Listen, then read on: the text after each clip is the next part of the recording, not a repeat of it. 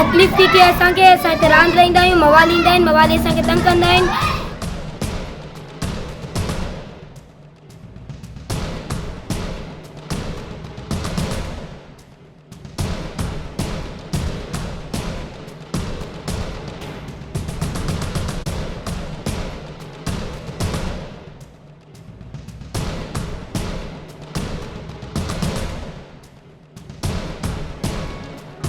बदीन शहर जी अहम कपड़ा मार्केट सां लॻ बाग मोहल्ला में क़ाइम शहर जे क़दीम गवर्नमेंट उर्दू प्राइमरी स्कूल जी इमारत जो मरम्मती कम गुज़िरियल 3 सालनि खां रोले जो शिकार आहे, जंहिं सबब ज़ेर तामीर इमारत कचरा कुंडी थियण सां गॾु मवालिन जो आस्थानो बणिजी वई आहे। इन ॾिस में स्कूल में पढ़ंदड़ शागिर्दनि पाड़ेसिरियुनि जो चवणु आहे त स्कूल जी इमारत ज़बून थियण जी निशानदेही थियण जे बैदि एजुकेशन वर्क्स खाते तरफ़ां इमारत जे मरम्मत कम शुरू कयो वियो हो, जंहिंखे 3 साल थी विया आहिनि पर कम मुकमल न थी सघियो आहे, जंहिं सबब स्कूल में पढ़ंदड़ ॿारनि जी तालीम मुतासिर थी रही है। पाड़ेसिरी शिराज ख्वाजा मूजिब इमारत जो कम मुकम्मल न थियण सबब मवालिन देर जमाए वरिता आहिनि, जेके नशे जे पूरा लाइ शहर जे घरनि मां चोरी करण में मुलविस आहिनि। हिननि मुतालबो कयो त स्कूल जी इमारत जो कम मुकम्मल करे गंद किचरे ऐं मवालिन जे आज़ार खां बचाए वञे। तकलीफ़ थी कि असांखे असां हिते रांदि रहंदा आहियूं, मवाली ईंदा आहिनि, मवाली असांखे तंग कंदा आहिनि। स्कूल के हाणे स्कूल पहिरीं हो, लेकिन हाणे किचिरो खानो आहे, हिन में स्कूल कोन हो, हाणे किचिरो खानो, हुन में किचिरो छलींबो आहे।